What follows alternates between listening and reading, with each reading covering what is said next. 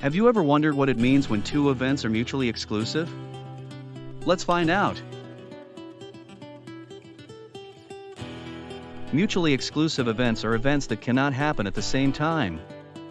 For example, you can't roll a 1 and a 6 on a single die at the same time. Why is this important? Understanding mutually exclusive events helps us make better decisions and solve problems.